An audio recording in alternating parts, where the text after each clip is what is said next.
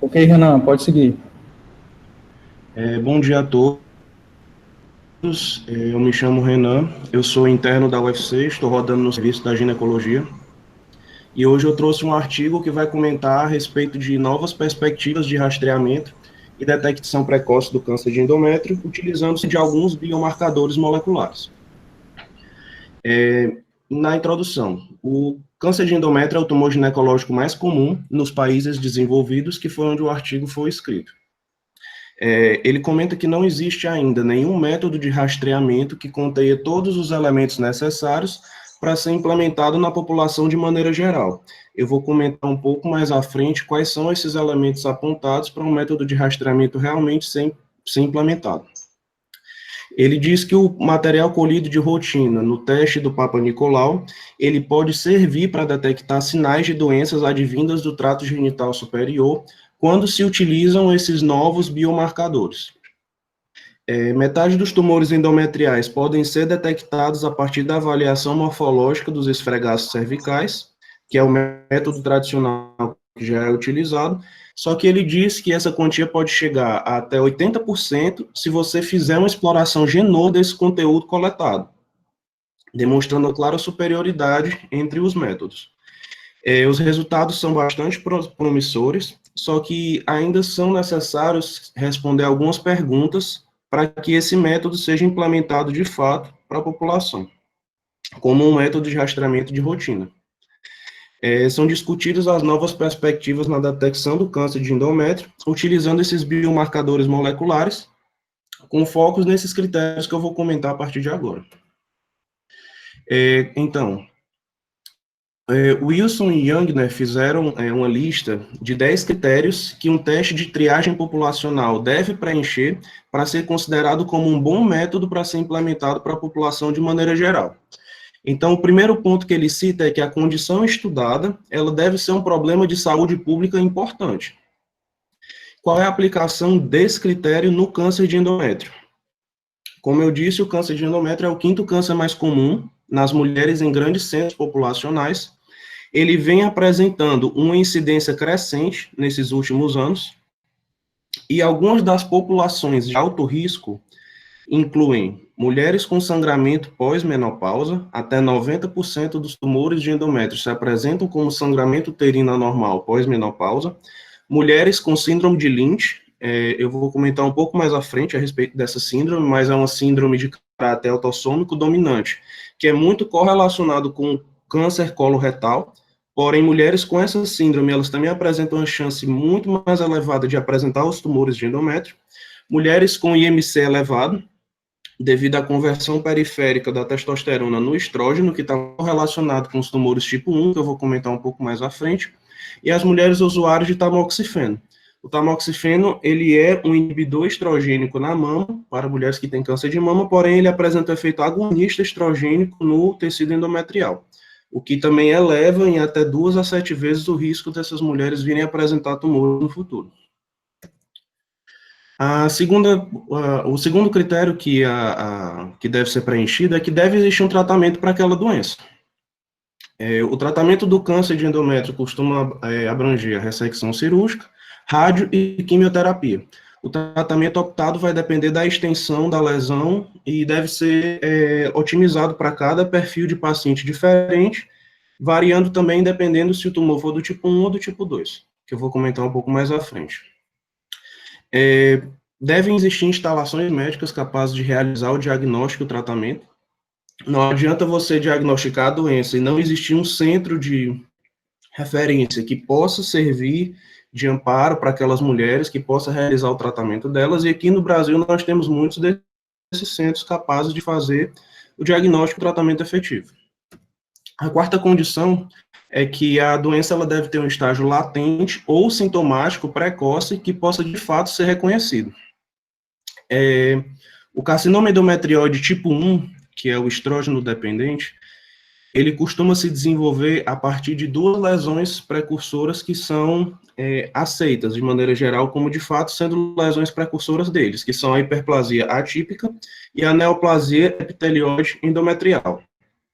Já o carcinoma tipo 2, existe existe uma proposta de que a displasia endometrial glandular seja uma lesão precursora, porém isso não é universalmente aceito, pelo fato de haverem algumas discordâncias em estudos realizados a respeito disso. No artigo ele não se aprofunda muito a respeito do tema, mas ele comenta que para o tipo 2, essa lesão precursora ainda não é universalmente aceita. Geralmente, a primeira alteração genética encontrada nesses tumores é a perda da expressão do supressor tumoral que tem. O artigo ressalta, porém, que pode haver essa perda dessa expressão em mulheres que não vão apresentar doença. Eu vou comentar um pouco mais sobre a epidemiologia mais na frente, mas que o PTEN ele não é um bom marcador prognóstico para a gente saber se a mulher vai ou não evoluir com lesões malignas no futuro. Outros marcadores genéticos que ele comenta são mutações do PIK3CA, o PAX2, o CARAS e o P53. Os 3 primeiros que eu comentei, eles são sugeridos na carcinogênese dos tumores tipo 1, enquanto que as mutações do P53 são mais características dos tumores tipo 2. O quinto critério que deve ser preenchido é que a história natural da doença ela deve ser compreendida adequadamente. Ele comenta que os dados de progressão dessas alterações moleculares são bastante informativos, porém ainda são muito escassos. Existem poucas pesquisas a respeito do tema ainda. Essas mutações conservativas no PTEN, elas foram identificadas em biópsias meses antes do desenvolvimento de câncer endometrial, porém não foi tão frequente esse achado. Essa perda dessa expressão, ela não foi nem específica e nem sensível o suficiente para a gente estimar essa progressão da hiperplasia endometrial para, de fato, um carcinoma endometrial. O sexto critério é que deve existir um teste ou um exame adequado e aplicável. As estratégias atuais de diagnóstico dos carcinomas, elas envolvem a ultrassonografia pélvica e uma avaliação patológica morfológica das amostras do trato endometrial, quando há um espessamento do meio evidenciado pela ultrassonografia. Quando eu tenho dúvida no meu diagnóstico, eu costumo solicitar uma esteroscopia. Esse método ele possui uma sensibilidade que varia de 62% a 99%. Primeiro porque o ultrassom é um método operador dependente, pode ser que o meu operador não seja uma pessoa tão qualificada e acabe não conseguindo identificar esses meus casos de hiperplasia endometrial. E algumas outras limitações são a amostra colhida de forma insuficiente e a impossibilidade de colher o material ou por uma estenose ou por um prolapso do colo do útero. Ainda não existem abordagens convincentes para serem introduzidas como método de rastreamento na população em geral de neoplasias endometriais.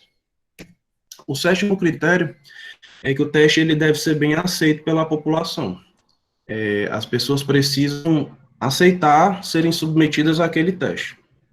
Ele comenta que a coleta de material realizada diretamente do endométrio, ele pode causar um desconforto substancial à mulher, o que diminuiria a adesão dela a um teste de screening realizado com coleta diretamente no endométrio, e atualmente é utilizado entre as mulheres que já são sintomáticas e as mulheres com síndrome de Lynch, que são mulheres com risco muito mais aumentado de tumores endometriais. Já os métodos minimamente invasivos, eles seriam mais apropriados como um teste de triagem, um teste de rastreio mais geral nessas populações assintomáticas. Inclusive, ele já é realizado para a triagem do câncer de colo de útero pelo teste de Papa Nicolau. Ele comenta que esse teste de Papa Nicolau, caso fossem implantados esses biomarcadores, ele poderia ser expandido para a triagem dos carcinomas endometriais também. Ele poderia beneficiar as estratégias atuais entre mulheres sintomáticas, porque ele já é feito de rotina pela maior parte da população feminina, e ele é um teste bem aceito pelas mulheres também, porque não causa um desconforto tão grande assim. O oitavo critério é que deve haver uma política acordada sobre quem tratar como pacientes. Ele comenta que muitas dessas alterações genéticas, apesar de serem alterações sensíveis, elas são alterações muito pouco específicas. Foram encontradas também em diversas mulheres que acabaram nunca desenvolvendo neoplasias endometriais no futuro.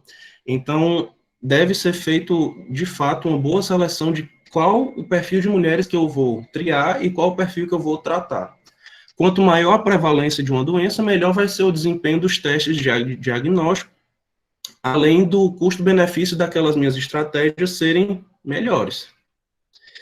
Ele disse que um dos desafios é que as novas tecnologias com esses biomarcadores moleculares consigam, de fato, diferenciar quem são aquelas mulheres saudáveis das mulheres que apresentam alguma alteração genética que possua risco de progressão para carcinoma e das que já têm a doença, para poder fornecer, de fato, um tratamento otimizado para cada tipo de perfil de paciente. O nono critério é que o custo dessa minha triagem, ela deve ser balanceada economicamente em relação ao gasto total. Porque não adianta eu ter um método extremamente sensível e específico, mas que seja muito caro e que não seja viável para expandir para toda a população. Ele comentou que no momento que foi feito o estudo, a média de valor para cada um desses testes moleculares era de $50. Eles apresentavam 98% de sensibilidade e especificidade. Essa análise do custo-benefício do meu método de triagem pode me ajudar a saber aonde eu devo alocar os meus recursos disponíveis para saber se aquele meu método está, de fato, alterando a mortalidade, que é o que a gente pretende com qualquer método de rastreamento, nos estágios precoces da doença. E o 10º critério que deve ser preenchido é que esse meu rastreamento ele deve ser feito de forma contínua. Não adianta eu implementar um projeto de triagem se ele só for feito na hora que eu estou implementando. Ele deve ser feito em intervalos regulares, depende de método para método, e isso tem relação direta com a adesão àquele meu método. Se for um método bem aceito, ele vai ser feito de forma rotineira pelas mulheres, não vai ser só um projeto pontual. Então, na hora de se criar, de se elaborar essa minha estratégia de saúde, deve-se aliar esses critérios que o Wilson e Youngner propuseram, para que, de fato, sejam obedecidos para aquele meu método ser, de fato, um bom método de rastreamento. Um pouco sobre a história natural do câncer de endométrio. Ele é dividido em 2 tipos. A classificação padrão ouro. É o tipo 1, o endometrioide, e o tipo 2, que é o não endometrioide. O tipo 1 é aquele mais comum, corresponde a 85% a 90% dos casos. Ele é aquele estrógeno dependente, que tem correlação com mulheres com IMC elevado e mulheres usuárias de tamoxifeno. Ele geralmente costuma apresentar um baixo grau, ele tem uma evolução lenta, um crescimento lento, e apresenta um bom prognóstico. Aqueles tumores típicos das mulheres sintomáticas, das que sangram. Já os tumores tipo 2 são os carcinomas de alto grau, eles apresentam uma evolução muito mais rápida. A histologia deles, celular, é predominantemente serosa e com a presença de células claras, e ele costuma apresentar um prognóstico pior do que o tipo 1. Ele costuma ser diagnosticado em mulheres com idade mais avançada, aquelas que têm endométrio atrófico, por isso que geralmente elas são assintomáticas, elas não costumam sangrar no tipo 2, e são mais comuns em mulheres afrodescendentes, e apresentam uma taxa de mortalidade maior do que o tipo 1, que ele geralmente costuma ser diagnosticado também em um estágio mais avançado do que o tipo 1. Essa classificação dualística ainda é a padrão ouro. Esse consórcio pretende implantar uma nova classificação baseada nas características moleculares, porém, isso também dependeria de ser implantado um teste de triagem que levasse em conta os biomarcadores moleculares para que essa nova classificação seja de fato implementada. O câncer de endométrio, ele pode ser detectado e tratado de forma precoce, e o comentário do autor é que essas estratégias de rastreamento populacional trariam benefício significativo devido ao potencial das neoplasias de serem detectadas cedo. O carcinoma endometrióide tipo 1, ele costuma se desenvolver a partir da hiperplasia endometrial do epitélio. Como eu falei, ele costuma estar relacionado à estimulação estrogênica, e o tipo 2 costuma acontecer no endométrio atrófico, geralmente em um pólipo endometrial. Um pouco sobre a história natural da doença nessa representação esquemática.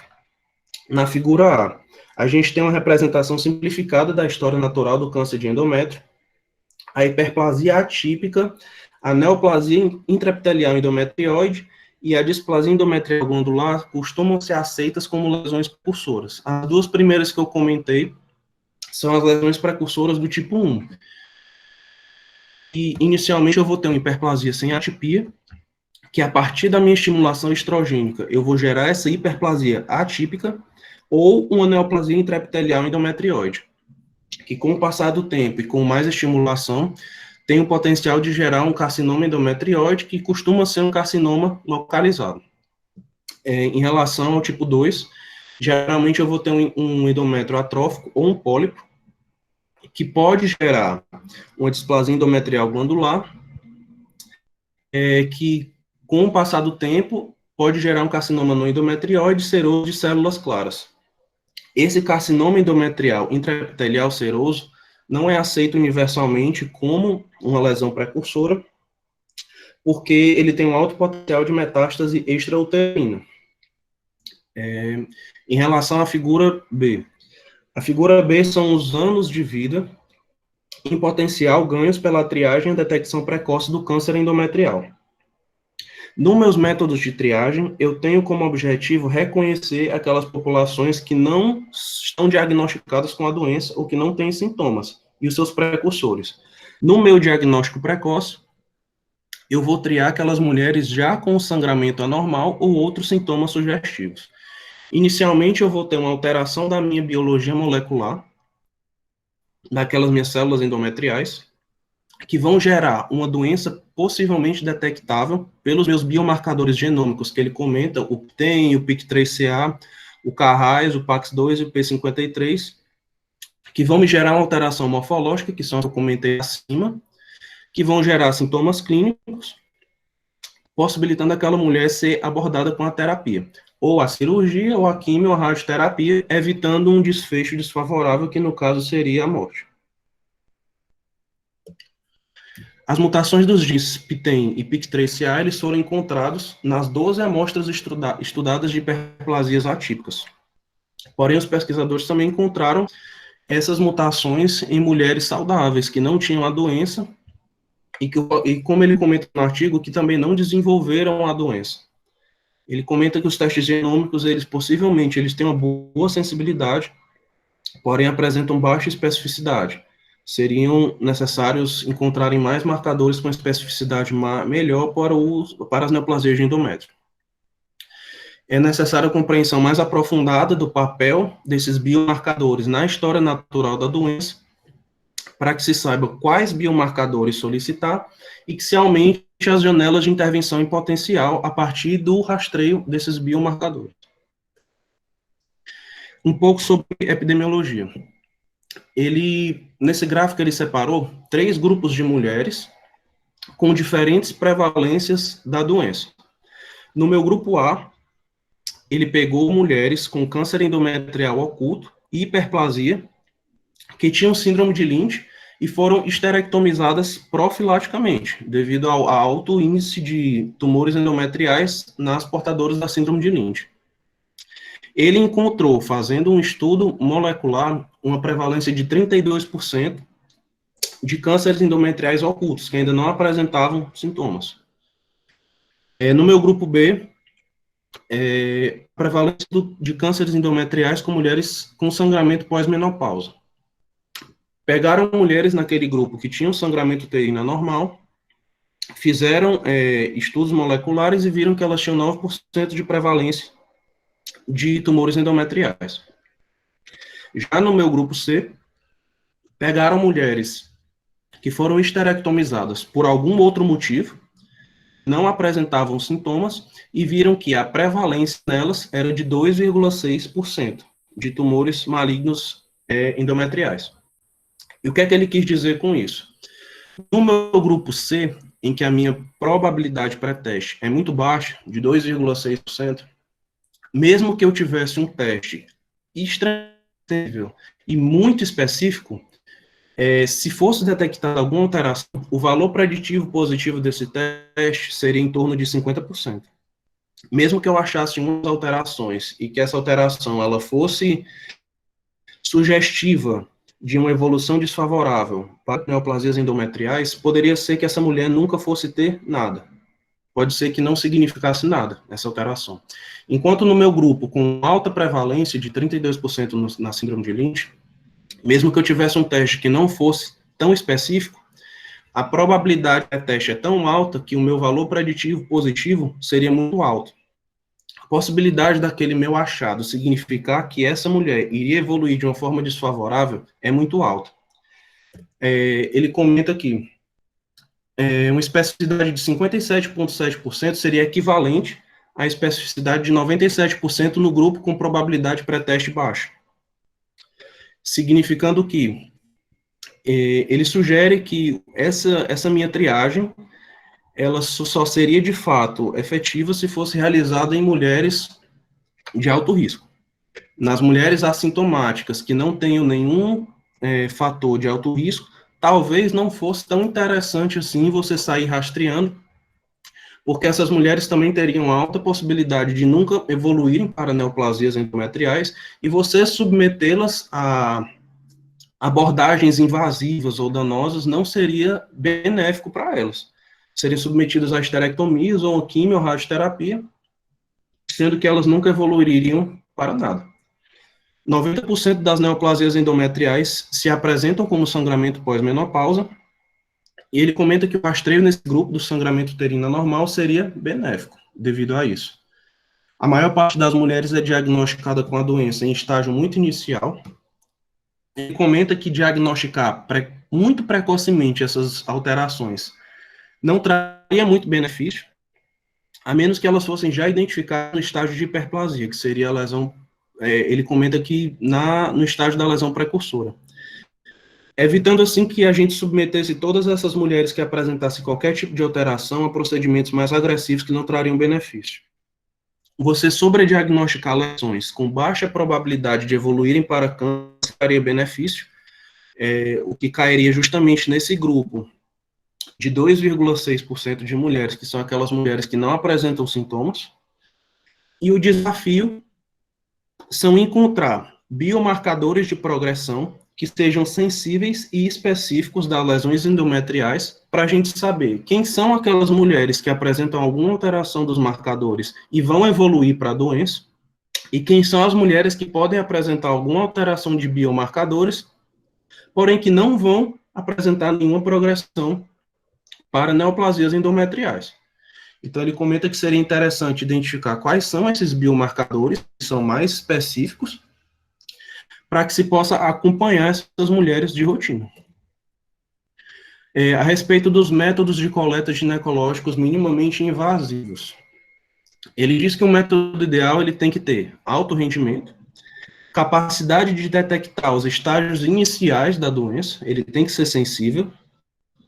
O ideal é que seja um método minimamente invasivo, para que haja adesão da mulher, para que não haja desconforto na hora da coleta do exame.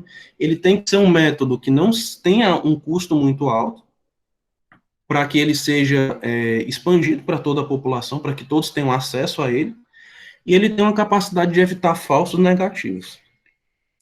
Os testes moleculares, utilizando os biomarcadores, eles permitem a detecção de alterações com uma sensibilidade maior do que os métodos morfológicos tradicionais para neoplasias de endométrio. Ele diz que os métodos tradicionais morfológicos, eles têm a capacidade por volta de 45% de encontrar algum tipo de alteração. O valor preditivo positivo dele é baixo e depende do tipo de anormalidade que for observada pelo método. Então, essa figurinha, ela traz o grau de invasividade de cada tipo de método. Ele comenta que essa escovinha tal é aquela escovinha que vai até o fundo do útero para coletar material diretamente da lesão. O de baixo já é a escovinha do Papa Nicolau, que é utilizada de rastreio para os cânceres de colo uterino. Essa autocoleta cérvico-vaginal, ele comenta que é utilizado em alguns países para mulheres com HPV de alto risco, que são 16 e 18, rastrearem alterações do colo de útero, mas não costuma ser utilizado em todos os países, ele comenta que são só alguns, E os tampões vaginais, ele diz que seriam ideais para aquelas mulheres que apresentam sangramento uterino anormal, mas que o público que não apresenta sintoma não seria um método tão interessante assim de coleta. O teste Papa-Nicolau, expandido com os biomarcadores moleculares, que ele chama de PAP-Seq, apresentou uma sensibilidade de 81%, com 98,6% de especificidade, com 382 casos e 714 controles. Já o teste TAL, que é aquele em que é realizada a coleta lá direto do fundo uterino, apresentou a sensibilidade um pouco maior, de 93%. E não foi encontrada nenhuma amostra positiva em mulheres saudáveis, ele apresentou uma especificidade ainda maior. De limitantes, ele tem um custo mais elevado, e ele nem sempre consegue ser inserido no local correto, dependendo da morfologia do útero da mulher que eu estou pesquisando. Foi utilizado em 123 casos e 125 controles. A autocoleta, como eu comentei, mulheres em alguns países que têm HPV de alto risco como triagem, mas ele não tem um valor em detectar sinais de doença endometrial. E a outra opção promissora seria o tampão, que possui um potencial na detecção de alterações, utilizando esses novos biomarcadores, porém ainda possuem pouca evidência, foram feitos poucos estudos com ele. Em relação ao custo-benefício das novas abordagens, ele comenta que o investimento em prevenção pode salvar milhares de vidas, porém que eu devo fazer um balanço do custo da minha triagem, porque se eu aumento a minha população sendo triada, eu vou aumentar a população que vai ser submetida a algum método de intervenção, e isso é associado a custos mais altos. Por isso que é importante diferenciar aquela população com alto risco de desenvolver no futuro alguma lesão maligna daquela população que só tem aquela lesão inicial que nunca vai gerar nada. A análise do custo auxilia na comparação de benefícios gerados por aquela intervenção e vai me ajudar a priorizar determinado setor no serviço de saúde. O custo-benefício do método de triagem costuma ser melhor naquela minha população de alto risco, as mulheres com sangramento uterino anormal, mulheres com síndrome de Lynch e mulheres com IMC elevado ou usuários de tamoxifeno, lembrando que o meu público-alvo são sempre mulheres menopausadas. O custo do método tende a diminuir conforme ele for sendo difundido entre a população de maneira geral, e costuma melhorar também quando as novas tecnologias vão sendo implementadas, conforme aqueles biomarcadores foram sendo descobertos e forem sendo expandidos, o custo daquele método tende a se diluir. Ele diz que são necessários mais estudos para se estimar se a detecção precoce dos tumores endometriais de fato altera a mortalidade na população de maneira geral, porque a triagem dos tumores endometriais ainda não é feita, então não existe nenhum estudo conclusivo para saber se essa minha triagem vai de fato alterar a mortalidade final na população. E esses estudos eles devem também avaliar os impactos da utilização desses biomarcadores na detecção do câncer de endométrio, aliado a estratégias atuais de prevenção do câncer de colo uterino. O que é que ele quer dizer com isso? O teste de Papa-Nicolau, utilizando-se esses biomarcadores, ele apresenta uma boa sensibilidade. Como o teste de Papa-Nicolau já é feito de rotina pelas mulheres para a detecção de outro câncer, ele poderia ser expandido com a utilização desses biomarcadores para tumores endometriais. Isso ainda não é feito, porque, como eu comentei, o método tradicional morfológico não apresenta boa sensibilidade para identificar as alterações. Porém, como esses biomarcadores apresentam boa sensibilidade, você já utilizaria um método que já é bem aceito pela população e já é feito de rotina para a detecção de mais um tumor. E para terminar, as estratégias atuais para a detecção de câncer de endométrio, são limitadas a populações de alto risco e mulheres sintomáticas, porque 90% dos tumores, que são aqueles tipo 1, se apresentam como sangramento uterino anormal. As análises moleculares obtidas a partir dessas amostras minimamente invasivas são promissoras no diagnóstico e prevenção do câncer de endométrio.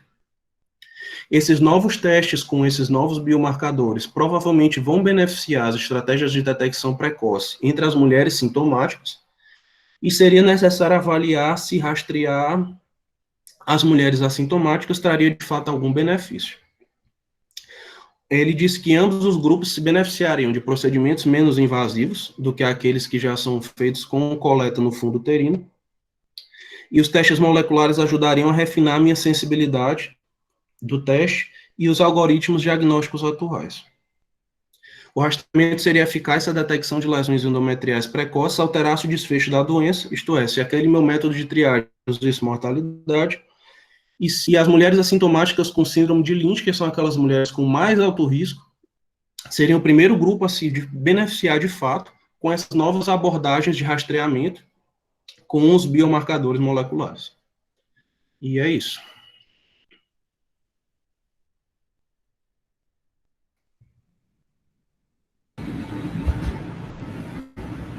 Alguém quer comentar algo ou a gente passa direto para a aula da Não Natália? sei, vocês acham que a gente devia comentar logo o artigo?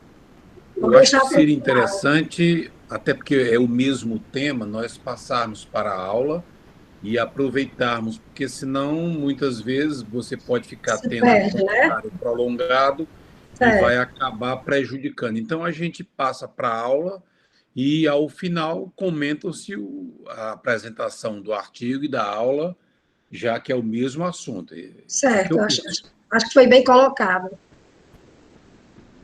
Renan, então, parabéns pela apresentação. A gente vai discutir, então, a sua apresentação depois. Pronto, eu ia pedir só para você tirar a apresentação para que a Natália possa compartilhar a tela dela. E continuar para depois a gente discutir com ele. Foi muito boa a apresentação, inclusive um trabalho bom, né? Isso. Natália, pode ficar à vontade. Tá, eu tô colocando aqui.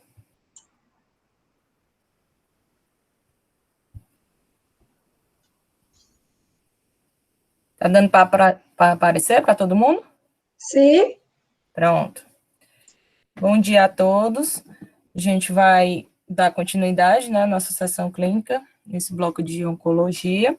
Tenho como orientadora a doutora Adriane, mas eu acho que ela deve estar ocupada lá no Valdemar, já mandei mensagem mais cedo, ela não conseguiu responder ainda. Então, a gente vai começando, tá? Vamos ver se ela entra aí durante a aula. O tema de hoje é tumor de endométrio e sarcoma. Meu nome é Natália, sou R3 de serviço. E vamos começar, né?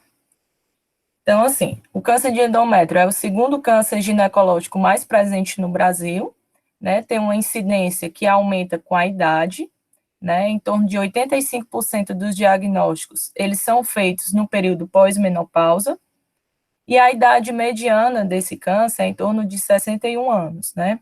3/4 dos cânceres de endométrio ocorrem em pacientes com idade maior do que 50 anos, sendo 20% na idade entre 40 e 50 anos, e 5% em idades menor do que 40 anos. Isso são os dados atuais do INCA, né, que a gente teve aí como referência. Então, como o Renan estava falando, existe uma divisão desse câncer em tipo 1 e tipo 2, sendo o tipo 1 mais prevalente, né, que é o estado da menopausa pré e perimenopausa, que tem uma associação com o estrogênio, né, a característica do endométrio é a hiperplasia atípica, tem associação com a obesidade, né, a nulliparidade também por questão de tempo de exposição ao estrogênio. É classificado como um grau baixo, porque é um tumor mais indolente, né? O subtipo histológico mais prevalente é o endometriose, tanto é que classifica o tipo 1 endometriose e o tipo 2 aqueles não endometrioides. E tem como característica uma mutação, né, nesse gene PTEN. O tipo 2 já é mais característico da pós-menopausa, não tem muita associação com estrógeno. A característica é mais aquele endotélio ali atrófico, né? Não tem muita relação com a obesidade, é um de alto grau, e o subtipo histológico mais comum, né? O seroso de células claras. É um tumor mais agressivo, que também está relacionado com a mutação do P53. Então, como fator de risco do câncer de endométrio, a gente tem a obesidade, por conta ali da conversão periférica, a menopausa tardia, a menarca precoce, que fala a favor de um tempo maior de exposição ao estrógeno. A hipertensão arterial e a diabetes mellitus por estarem associados com a obesidade. A nulliparidade, a questão da infertilidade também com ovulação crônica, mesma coisa, né, em relação ao tempo de exposição ao hormônio. O uso de tamoxifeno, a hiperplasia ou pólipo endometrial prévios. Além disso, a gente tem uma síndrome genética que é muito associada com esse câncer, que é a síndrome de Lynch, como o Renan falou no artigo, e existem até esterectomias profiláticas, né, em pacientes que têm essa síndrome, justamente por aumento desse risco, né, do câncer de endométrio. Os tumores ovarianos produtores de estrógeno, e a paciente típica, né, de um câncer de endométrio é aquela paciente diabética, hipertensa, obesa, que tem um sangramento na pós-menopausa, né. Como fatores de proteção, a gente tem a atividade física, a perda de peso. Os estudos, eles não falam sobre quanto, eles não quantificam essa perda de peso, eles falam apenas, realmente, independente do IMC, mas se tiver uma perda de peso, né, já é um fator de proteção. O uso dos contraceptivos e o café. A gente sabe também que existe a questão do tabagismo, né, como fatores de proteção. Mas os últimos estudos, eles falam que eles não citam mais tanto o tabagismo, por conta de todos os efeitos deletérios que o tabagismo proporciona. Então, acaba que, ultimamente, não se está citando mais tanto o tabagismo como um fator de proteção a esse câncer. Então, a hiperplasia do endométrio, ela pode proceder, né, e constitui um fator de risco para o câncer de endométrio. E aí a gente tem aquela classificação, que a gente até classifica em 4 quadradinhos, né, que é aquela hiperplasia simples e a complexa, com atipias e sem atipias, né. Essas simples ou complexas são alterações arquiteturais, né, e essas atipias são alterações citológicas do epitélio glandular. E a gente vê que quando você tem alterações citológicas, esse risco de progressão para o câncer de endométrio, ele aumenta. Então, independente, mesmo uma hiperplasia sendo simples, quando ela apresenta atipias, o risco de progressão para o câncer de endométrio, ele aumenta, né? Então, a hiperplasia simples sem atipia, que é a mais tranquila, né? O risco de progressão para câncer de endométrio é em torno de 1%. A hiperplasia complexa sem atipias, em torno de 3%. Hiperplasia simples com atipia, 8%. E a hiperplasia complexa, que é a pior, né, em torno de 29%. Então, a gente vê aqui o exemplo do que são essas atipias e o que é essa questão de simples ou complexa, né? A gente tem, normalmente, quando o epitélio é proliferativo, a gente tem essas células mais tubulares, né? Mais ou menos assim, nessa estrutura, né, arquitetural. E aqui a gente tem um estroma e essa relação, né, entre a célula e o estroma. No epitélio mais secretor, a gente tem essas células mais tortuosas. Então, quando a gente tem alguma alteração de simples ou complexa, aqui é um exemplo de uma simples, né, a gente vê um pouco da perda, se a gente tiver essas células mais achatadas, mais largas, e a perca um pouco da relação entre essas células e o estroma, né? Então, aqui é um exemplo de uma hiperplasia simples, né? Aqui você vê que a estrutura entre célula e estroma, ela já se perde totalmente, né? A gente quase não vê mais essa relação. Então, quando a gente tem essa escassez, a gente chama já de uma hiperplasia mais complexa. E com atipias ou sem atipias é porque eu vou ter alterações citológicas, né? Eu vou ter, se eu aproximar essa figura aqui, eu vou ver que eu tenho mitoses acontecendo, né? Que é característica de uma alteração com atipias, né? Então, assim, o tratamento das hiperplasias com atipias, normalmente é a esterectomia, porque o achado é até de 40% para câncer de endométrio. Mas aquelas pacientes que desejam a fertilidade, né, e são portadores de hiperplasia com atipias, a gente pode lançar mão dos progestágenos, né, a gente pode lançar mão do dia de Mirena, dos trimestrais, né, então, porém, a gente tem que fazer um segmento mais rigoroso, né, com essas pacientes, fazendo esteroscopia trimestral, e quando essa paciente constituir a sua prole, a gente indicar a esterectomia. Com manifestações clínicas, em torno de mais de 95%, a gente tem ali a relação de sangramento genital ou um corrimento mais purulento como um sintoma inicial. Outra forma da gente diagnosticar seria através da citologia, mas a citologia ela tem uma sensibilidade mais baixa, né? Menos de 50% vão ter citologia positiva.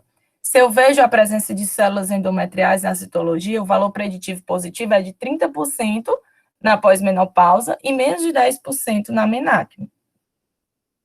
Aqui a gente vê que, à medida que aumenta a idade, né, a gente aumenta a chance de um sangramento na pós-menopausa. Mas a gente tem que lembrar que nem sempre o sangramento pós-menopausa é um sinal de câncer de endométrio.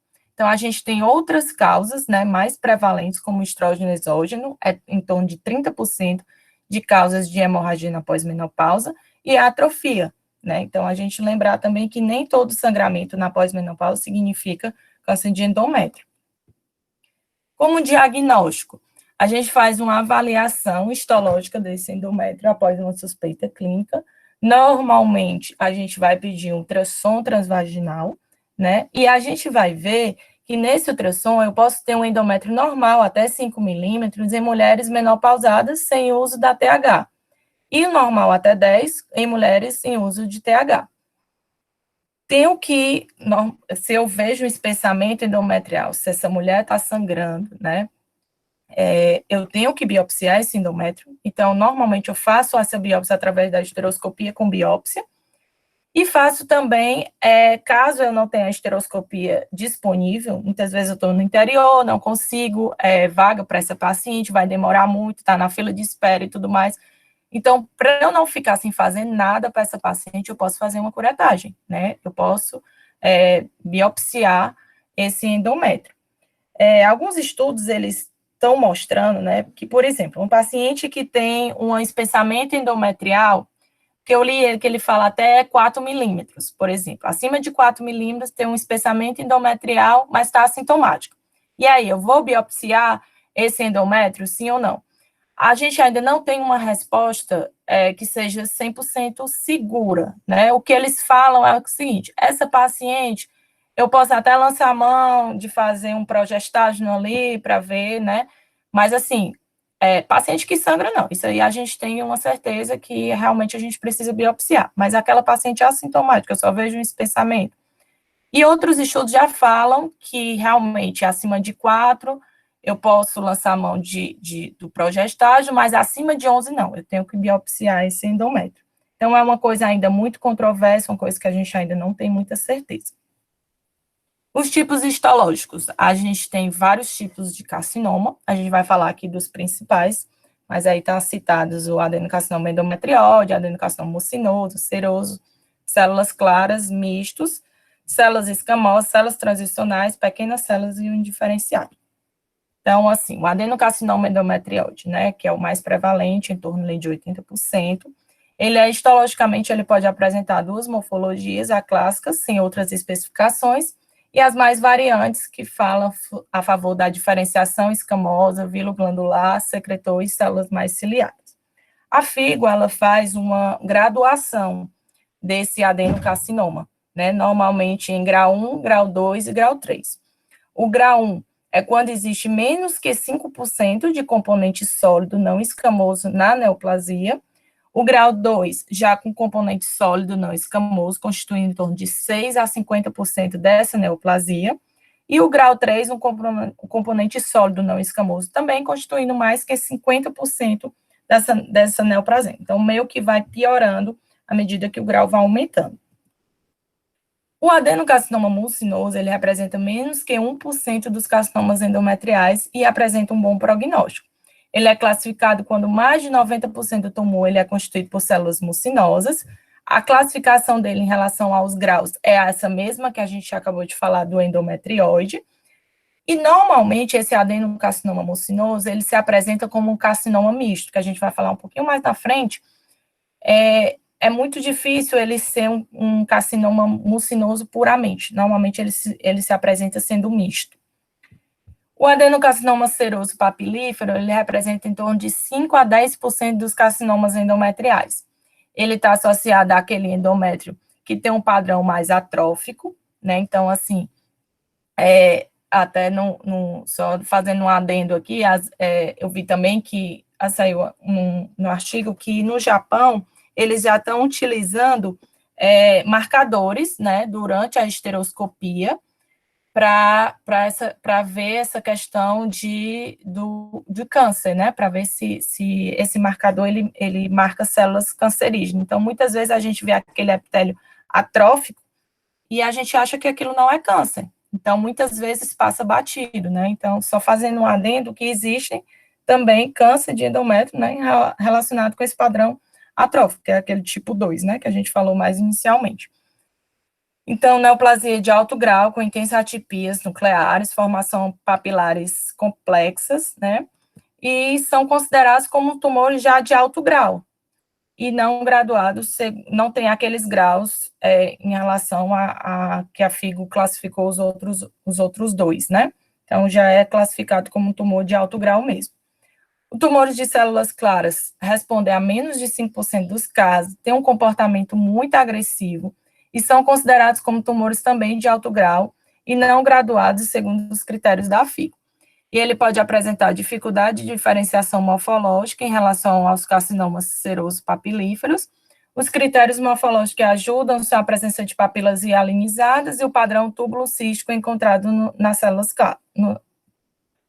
O carcinoma escamoso, ele é mais raro, né? Então, ele é associado a piométria, inflamação crônica, estenose cervical no momento do diagnóstico. Ele tem um comportamento mais agressivo, e para se estabelecer esse diagnóstico, ele deve ser excluído com a existência de adenocarcinoma, a ausência de continuidade de tumor e epitélio escamoso e concomitância com carcinoma escamoso cervical.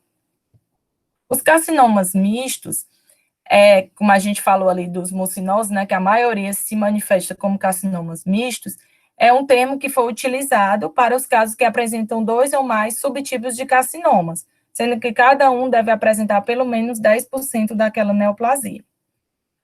A gente pode lançar a mão também da imunohistoquímica. Ela fala que tem um valor diagnóstico, né, em casos de diferenciação entre uma hiperplasia complexa com atipias e adenocarcinoma endometrióide, que ele pode ser utilizado através da imunohistoquímica para PTN, que aí a gente fala que quando pede essa expressão, tem essa negatividade, ela fala mais a favor do carcinoma. E o estadiamento, né? O estadiamento e o tratamento, né, assim como todos os cânceres ginecológicos, exceto os de cólon, são cirúrgicos, né? Então, o estadiamento, tipo, o estágio 1, né? O carcinoma está confinado ao corpo uterino.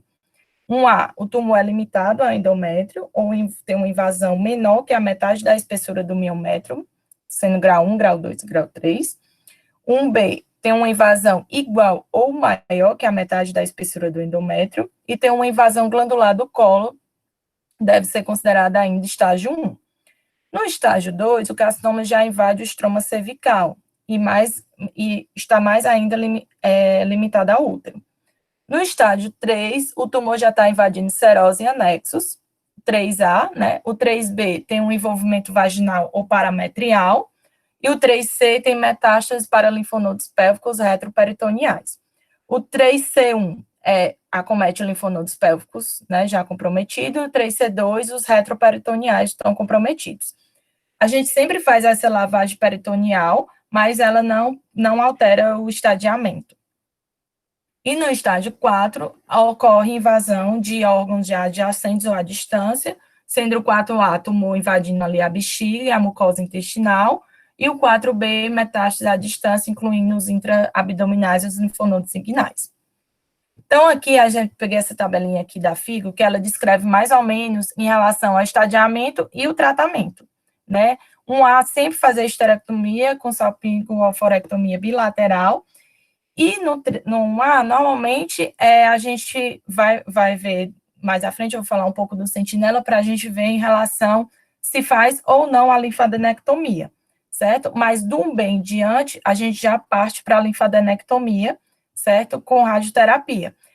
A partir do 3B, a gente já utiliza a rádio e a químio, E nos 4, né, a radioquímica, elas se tornam mais paliativas. A linfadenectomia, a indicação, né, a gente pode omitir essa linfadenectomia no caso em que não haja doença extrauterina e ocorre uma ausência de invasão endometrial grau 1 e grau 2, né, ou invasão miometrial de até 50% da espessura, e o grau de diferenciação de grau 1 e grau 2, e o tumor com maior diâmetro até 2 centímetros. Então, nesses critérios, né, a gente pode até não fazer a linfadenectomia, certo? E se a gente fizer, é a linfadenectomia pélvica e retroperitoneal sistemática para os demais, né? Então, assim, se não tiver dentro desses critérios aqui, o restante, todos, a gente faz linfadenectomia pélvica e retroperitoneal. A novidade em relação à questão do tratamento é o linfonodo sentinela, né, que a gente faz ali com o azul patente. O local de injeção ainda é bastante controverso, mas normalmente se faz no colo uterino, no colo uterino parece ser suficiente, né, e a gente identifica aquele linfonodo em relação ali a 1A, para a gente saber se ele está comprometido ou não, e fazer a linfadenectomia, certo? A preservação de fertilidade, né, para um grupo selecionado de pacientes, estágio 1A, grau 1 ou grau 2, sem invasão miometrial, através do uso de progestágeno, pode ser considerado. Isso aqui, para a gente, são pacientes que ainda desejam a fertilidade, né, então, uma das formas que a gente ainda pode considerar seria o uso dos progestágenos, se eles estiverem nesse estágio. Isso é segundo esse manual do AC Camargo, que é mais ou menos o que a doutora Adriane pediu para eu seguir. Então, ele fala que nessas pacientes, a gente ainda pode considerar os progestágenos, certo? Mas só nesse estágio. Então, ele faz mais ou menos um resumo, né? Então, diagnostiquei o câncer de endométrio, né, a cirurgia padrão é a esterectomia com salpingoforectomia bilateral e a citologia peritoneal, que não vai entrar no estadiamento, certo? Então, eu tenho uma presença de doença extrauterina, um tipo histológico endometrial de grau 3, ou células claras ulceroso, uma invasão miometrial maior do que 50%, não tem dúvida em relação à linfadenectomia. Vou fazer a pélvica e a retroperitoneal, desculpa. A outra, em relação ao endometrióide, grau 1, grau 2, com invasão miometrial menor ou igual a 50%, e um tamanho maior do que 2 centímetros, aí é o que a gente lança mão da questão do linfonodo sentinela, né? A gente faz uma linfadenectomia pélvica, se aquele linfonodo ele é comprometido, acaba fazendo também a linfadenectomia retroperitoneal. Outra agora que a gente vai falar em relação aos sarcomas. Os sarcomas é um grupo heterogêneo de tumores, né, que tem como a linhagem mesenquimal, corresponde a 2 a 5% dos casos de câncer do corpo uterino, 0,2% dos pacientes são submetidos à esterectomia por suspeita de miomatose uterina, tem como histologia final, né, o que a gente mais tem contato, né, seria os leiomiosarcomas, e o mocelamento é um fator de mau prognóstico para o leiomiosarcomas e sarcoma do estroma endometrial. Epidemiologia, né? Há uma correlação entre a relação de radiação ionizante e o desenvolvimento de sarcomas pélvicos, em torno de 10 a 25% dos casos, com intervalo de 5 a 25 anos após a exposição da radiação, né? E o tipo histológico mais comum é o carcinosarcoma. Sintomatologia também tem relação com sangramento vaginal anormal, é o mais frequente, certo? Dor pélvica e aumento desse volume uterino e massa pélvica. Não há marcadores tumorais específicos para ele. Os tumores histológicos, eles são divididos em tumores do estroma endometrial, que eu posso ter só um nódulo do estroma endometrial, esse tumor é benigno, e eu posso ter sarcomas do estroma endometrial, que são tumores mais de baixo grau, que expressam receptores de estrogênio e progesterona e, portanto, respondem ao uso de progestágenos. E tem os sarcomas endometriais indiferenciados. Os tumores da musculatura lisa são os leiomiosarcomas, né, que tem um quadro clínico de aumento de volume uterino, de massa pélvica, tem uma disseminação hematogênica, preferencialmente para os pulmões, tem uma metástase linfonodal pouco frequente, sem doença disseminada, e a sobrevida após toracotomia e metastasectomia em casos selecionados é em torno de 33% em 5 anos. Nem ia colocar esse nome, porque eu sabia que eu ia demorar a dizer. Os carcinosarcomas, né? Tem uns componentes epiteliais e mesenquimais malignos. Eles ainda são classificados como mistos, porém há uma crescente evidência científica de que se trata de um tipo de carcinoma endometrial com desdiferenciação sarcomatosa. O quadro clínico deles é de sangramento genital, né? Tem como sinônimos o tumor mesodérmico misto maligno e o tumor mülleriano misto maligno. É a neoplasia mais frequente entre os tumores uterinos mistos, ocorre mais em mulheres na pós-menopausa e pode haver uma elevação do CA-125. Tem uma história natural e vias de disseminação semelhantes à do adenocarcinoma de endométrio pouco diferenciado. Os adenosarcomas têm um componente mesenquimal maligno e epitelial benigno, são menos frequentes, são mais frequentes em mulheres jovens, e em geral de baixo grau e apresentam um bom prognóstico. Possuem um epitélio benigno e um não epitelial maligno. E tem uma invasão do miométrio profunda, é mais infrequente. Então, aqui eu coloquei o estadiamento desses tumores, mas não para a gente decorar, até porque isso aqui é muito da prática de cada um, né? Então, normalmente a gente vai consultar mesmo. Mas só para vocês verem que o estadiamento desses leiomiosarcomas, né? Eles são diferentes, né? Se a gente vê que, por exemplo, o tumor 1 é um tumor limitado ao útero, um A maior até 5 centímetros, um B tem um diâmetro superior a 5, o 2 tem um tumor com extensão à pelve, o 2A, um acometimento dos anexos, o 2B, acometimento dos tecidos pélvicos extrauterinos, o 3 tem um tumor que invade os tecidos abdominais, o 3A, um sítio de acometimento, o 3B já tem 2 ou mais sítios, o 3C tem metástases aos linfonodos pélvicos e retroperitoneais, no 4 eu já vejo invasão de bexiga, de reto, e no 4B metástases mais à distância. Mas a gente vê que o estadiamento, ele é diferente do adenosarcoma. Apesar dos dois serem sarcomas, a gente vê que o estadiamento deles são diferentes. Então, foi por isso que eu coloquei essa questão do estadiamento, certo? Então, um aqui é limitado ao útero também, um A limitado ao endométrio, endocele sem invasão do miométrio, um B, invasão até a metade do miométrio, um B, invasão além da metade, 2, tumor com extensão apélvica, 2A, acometimento dos anexos, 2B, acometimento do tecido pélvico extrauterino, 3, tumor com extensão ao abdômen extrapélvico, 3A, lesão única, 3B, 2 ou mais acometimentos, 3C, metástases aos linfonodos pélvicos e retroperitoneais, e o 4, invasão de bexiga ou reto, e 4B, metástases extraabdominal. Então, muda algumas coisinhas, né, mas que isso aqui vai muito da prática de cada um. O tratamento dos sarcomas é cirurgia, é o principal método terapêutico, né? Os tumores confinados ao útero, a gente faz a esterectomia total abdominal e a salpingo-oophorectomia bilateral. Quanto à rádio, ela é empregada em caráter adjuvante para esses tumores, e a quimio, ela ainda não tem um papel definido e estabelecido no tratamento desses tumores. Então, essas foram minhas referências, e um feliz Dia dos Pais atrasado aí para os papais do grupo.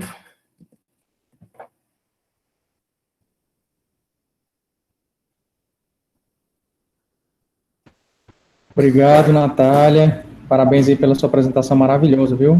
Muito completa. E eu já vou passar aqui, então, para quem quiser comentar alguma coisa. Só tira a tua apresentação, Natália, para a gente poder se ver.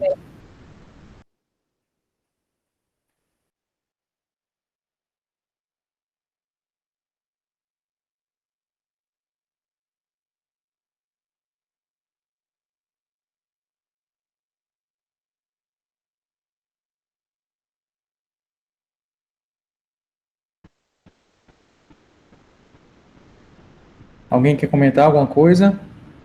Doutor Jaime, doutor César, doutora Liana, doutora Fátima, Cibele.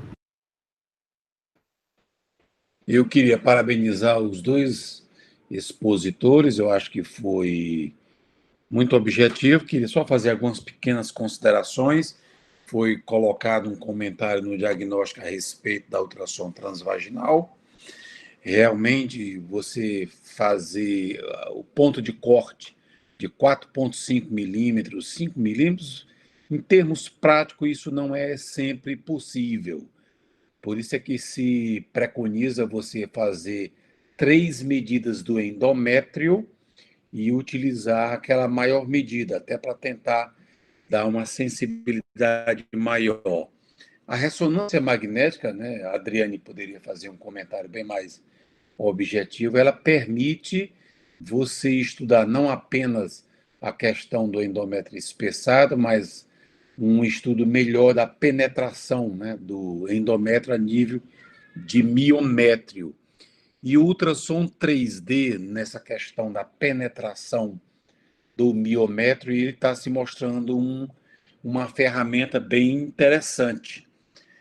Parabenizar, Natália, pela questão da colocação da preservação da fertilidade. Nós temos um grupo, embora pequeno, de pacientes numa faixa etária mais jovem que podem querer fazer a preservação da fertilidade.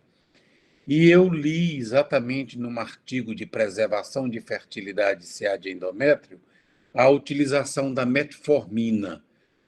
A Adriane poderia comentar um pouco, mas eu achei bem interessante. E o autor, na verdade, já não é um estudo tão recente, 2015, e tem outros estudos mais recentes, eles advogam que seria a utilização da metformina como um impacto não apenas na questão da síndrome metabólica, que algumas dessas pacientes são acometidas, mas também no meio ambiente, por assim dizer, tumoral, diminuindo o aporte energético para esses tumores. No mais, eu achei que os artigos foram bem apresentados, parabéns, foi feito dentro de um tempo razoável e não tenho outros comentários.